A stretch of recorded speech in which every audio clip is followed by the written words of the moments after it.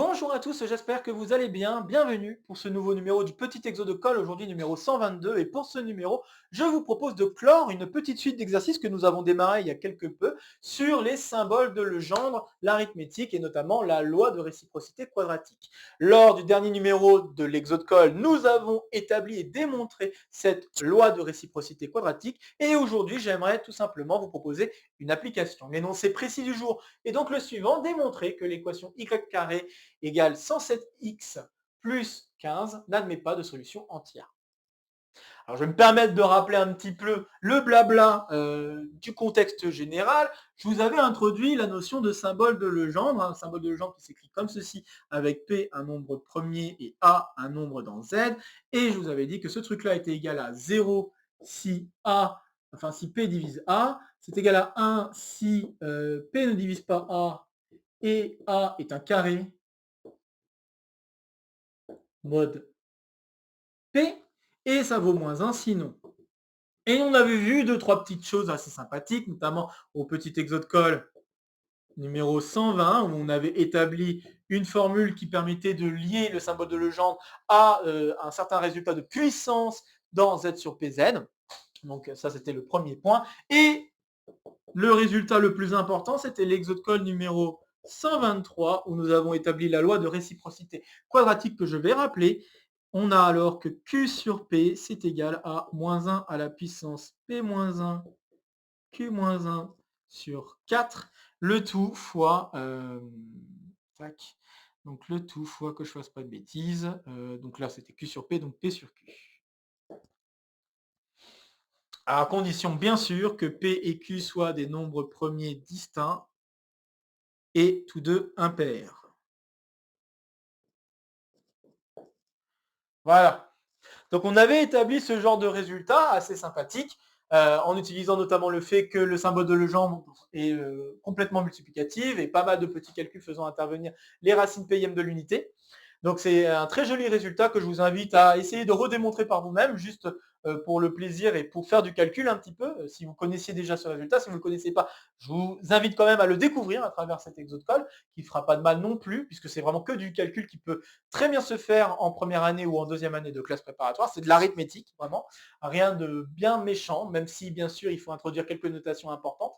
Bref, et le petit exocole numéro 120 où on jouait avec justement la compréhension de ce calcul-là et se rendre compte justement de cette complète multiplicativité qui est vérifiée par le symbole de Legendre. Aujourd'hui, nous allons donc appliquer ce que nous avons appris à travers ces exocoles et l'idée sera donc d'essayer de démontrer que cette équation d'Ophantienne n'a donc pas de solution. J'ai pas grand-chose d'autre à ajouter sur cet exercice. Je pense avoir rappelé ce qu'il fallait savoir pour pouvoir attaquer cet exercice. Je pense que cet exercice peut très bien s'attaquer en première année ou en deuxième année de classe préparatoire, à condition d'avoir compris la formule qui est écrite ici, déjà, puisque c'est vraiment ça le cœur de l'exercice que nous allons attaquer aujourd'hui. Et bien sûr, un petit peu d'interprétation derrière les calculs qui vont suivre. Mais vraiment, je pense que tout le cœur se cache derrière la loi de réciprocité quadratique. Donc même en première année de classe préparatoire pourrait s'amuser à essayer de manipuler cette formule, même s'il n'en comprend pas grand-chose, juste essayer de manipuler cette formule et utiliser la complète multiplicativité vue dans les différents exercices. Donc soit 123, on en a reparlé, et 120, on l'a démontré. Donc voilà, je vous invite dès maintenant, je pense que je n'ai pas grand-chose d'autre à ajouter, à faire une pause sur la vidéo pour essayer de résoudre l'exercice par vous-même avant que je ne vous dise quoi que ce soit d'autre. Ok, j'espère que vous aurez essayé. C'est parti donc pour une résolution. Alors la première chose qu'il faut constater, c'est que 107 est un nombre premier. Alors comment on peut vérifier que 107 est un nombre premier? Vous pouvez utiliser le critère, le crible de Poincaré, enfin le critère qui vous permet de vous assurer qu'il suffit de regarder les nombres premiers jusqu'à 10, voire 11, et vérifier si chacun de ces nombres premiers divise 107. Je pense qu'il est assez clair que 2 ne divise pas 107, que 3 ne divise pas 107, puisque 1 plus 7, ça fait 8, ça ne marche pas. Ensuite, 5 ne divise pas 107. 7, bon, c'est un petit peu plus dur, il faut faire un peu de calcul, mais c'est pas non plus divisible par 107. Et éventuellement 11, même si 11 n'est pas vraiment utile, 11 ne divise pas 107. N'est pas vraiment utile puisque la racine carrée de 107, c'est plus petit strict à 11. Donc c'est pour cette raison que 11, je ne suis pas obligé de regarder. Mais donc très rapidement, on peut vérifier que ce nombre-là est un nombre premier. Bien évidemment, si le nombre était encore plus grand, ce serait très long. Ça fait partie justement des gros problèmes justement qui permettent la cryptographie, ce genre de choses. Bref, je ne suis pas là pour discuter de ce genre de choses. Ici, je voulais juste expliquer rapidement comment on peut vérifier à la main que notre nombre est un nombre premier. Bien. Donc 107 est bien un nombre premier, on est content. Et ce que je vais faire, c'est que je vais regarder les choses modulo 107. Si je regarde l'équation modulo 107, eh bien, je me retrouve avec y carré qui est congru à 15 modulo 107. Et donc, ça veut dire quoi? Ça veut dire que 15 est un carré dans z sur 107. 15 est un carré dans z sur 107 z. Et comme ce carré est non nul, on peut alors comprendre que le symbole de Legendre devrait être égal à 1. Mais nous allons voir dans quelques instants que ce truc-là est une contradiction. Et donc, pour cela, on va calculer 15 sur 107. Et là, c'est vraiment que du calcul de symboles de Legendre. J'espère que vous apprécierez apprendre quelques manipulations sur les calculs de symboles de Legendre. Tout d'abord, 15 n'est pas un nombre premier, donc on ne peut pas se permettre d'utiliser la loi de réciprocité quadratique directe, parce que là, il faut vraiment que P et Q soient des nombres premiers pour pouvoir l'utiliser. Ici, ce n'est pas le cas. 15 n'est pas un nombre premier. Donc comme 15 n'est pas un nombre premier, on va utiliser d'abord la complète multiplicativité du symbole de Legendre. Comme 15, c'est 5 fois 3, je peux alors écrire, on a 5 sur 107 fois 3 sur 107. Et maintenant, les nombres premiers qui sont en jeu sont bien des nombres premiers impairs. Donc, je peux me lancer et utiliser la loi de réciprocité quadratique, donc loi de réciprocité quadratique, qui va me permettre d'écrire la chose suivante. On va avoir alors 107 sur 5 avec un signe normalement, et on va avoir aussi 107 sur 3 avec un signe. Pour déterminer ce signe, vous pourrez constater qu'il suffit de regarder P-1 et Q-1, le produit, et savoir si c'est divisible par 8 ou pas.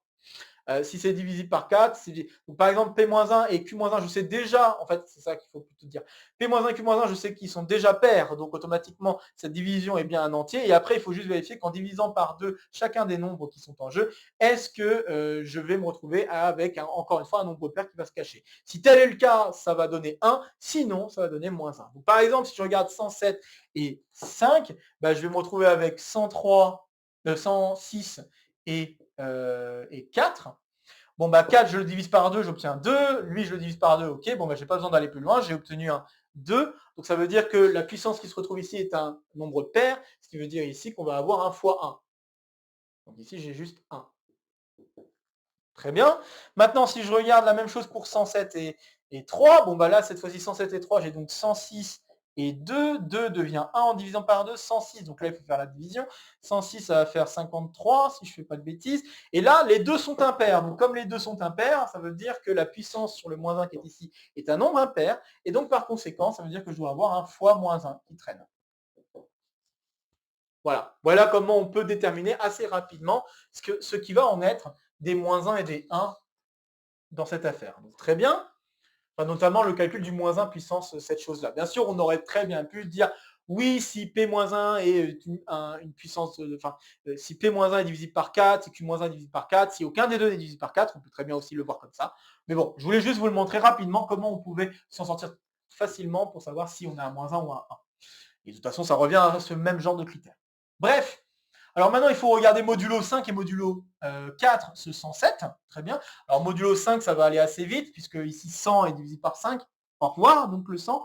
Et après, le 7, modulo 5, ça fait 2. Donc je me retrouve avec 2 parmi 5. Enfin, pas 2 parmi 5, mais 2 sur 5 en symbole de Legendre. Il y a bien sûr un moins qui traîne à cause du moins 1 qui est là. Et puis ensuite, il y a le 107. Là, attention. Donc, ensuite, on a le 107. Le 107, il faut voir modulo 3 ce que ça donne. Donc, modulo 3, il doit y avoir un multiple de 3 pas très loin, peut-être 106, 107, 107 c'est 8. Donc 108, 108 est un multiple de 3, puisque c'est divisé par 9. Donc 108 est un multiple de 3, ça veut dire que ça va être 2 sur 3. Donc je me retrouve avec 2 sur 3 en symbole de Legendre. Hop, très bien. Bon, et puis une fois que j'en suis là, bon, 2 est un nombre pair, donc je ne vais pas m'amuser à faire le symbole de Legendre. Donc là, je ne peux pas utiliser la formule, hein. Je ne peux pas utiliser la formule puisque ici 2 est un nombre premier, mais c'est un nombre pair. Donc il faut juste que je vérifie, est-ce que 2 est un carré dans z sur 5z ou est-ce que 2 est un carré dans z sur 3z. Et pour le vérifier, bah, c'est pas très long, on peut juste faire le calcul. Donc là, par exemple, pour 3, bah, je regarde donc 0 au carré, ça fait 0, 1 au carré, ça fait 1, et 2 au carré, ça fait 1. Donc dans z sur 3z. Donc ça veut dire que 2 n'est pas un carré dans z sur 3z, ce qui signifie alors que ce truc-là vaut moins 1. Bien sûr, là je m'amuse à faire le calcul comme ça, j'aurais très bien pu utiliser la grosse formule que j'ai amenée dans le petit exocode numéro 120 là, j'aurais très bien pu faire ça, mais bon, bah, autant vous montrer aussi une autre manière, là, quand on a des petits nombres, comment on peut faire la vérification du calcul du symbole de Legendre. Là, c'est pareil, si je le fais modulo 5, bah, bon, 0 au carré, je ne le fais pas, 1 au carré, ça fait 1, 2 au carré, ça fait 4, ensuite 3 au carré, ça fait 9, 9, ça fait 4, et puis bon, bah, j'ai pas besoin d'aller plus loin, 4 au carré, ça va faire 1, donc on voit que 2 n'est pas un carré non plus dans z sur 5z, et bon, bah, c'est terminé, ça veut dire alors que ce truc-là donne aussi moins 1, et donc on a moins 1 fois moins 1 fois moins 1 qui donne moins 1. Et donc bah, là, on a d'un côté la véritable valeur de 15 sur 107 en symbole de Legendre qui donne moins 1. Et de l'autre côté, d'après ce que j'ai dit ici, s'il devait y avoir une solution, on devrait avoir que 15 est un carré dans z sur 107z, et donc que ce symbole de Legendre doit valoir 1. On a alors une contradiction. Et donc ça signifie qu'il n'y a pas de solution à l'équation différénciable considérée. Et voilà, ceci conclut donc cet exercice et donc l'ensemble des petits exercices que je vous ai proposés autour de la loi de réciprocité quadratique et des symboles de Legendre. J'espère que ce petit détour d'arithmétique vous aura plu. Je pense que c'est quand même une notion assez intéressante à manipuler, ces symboles de Legendre, à voir que oui, il y a 2-3 notions importantes qui permettent de savoir si un nombre est un carré ou pas dans Z sur PZ, et qui peuvent permettre en fait la résolution de certaines équations quadratiques dans ce cadre-là, et donc bah, là notamment même carrément des équations différéentielles. Donc là ici carrément on est capable de dire si une équation différéentielle va avoir des solutions ou pas. Là notamment surtout ne va pas avoir de solution, pour le fait qu'il en ait des solutions, résoudre ces équations quadratiques devient assez compliqué après, bien évidemment une fois qu'on a ça, mais le fait de savoir qu'on peut se ramener à des nombres premiers et de faire des calculs de symboles de Legendre pour pouvoir s'en sortir et conclure, c'est quand même, je trouve, assez joli. Bien sûr, il y a plein d'autres trucs que je pourrais vous raconter sur des structures de groupe, des choses comme ça qui sont liées aux formules arithmétiques qu'on a démontrées, mais bien sûr, je n'ai pas le temps de vous en parler, et puis si je le fais, ça risque d'être vraiment hors programme par rapport aux classes préparatoires. Peut-être que je pourrais en faire un numéro du complément ou d'autres choses, on ne sait jamais, mais voilà, sachez qu'il y a plein d'autres trucs que vous pourriez découvrir à travers les symboles de Legendre. Là, je n'en ai fait que quelques-uns, juste pour vous faire manipuler un peu ces choses-là, car je pense que c'est pas impossible qu'à travers un sujet concours, on puisse vous amener à manipuler ce genre de choses.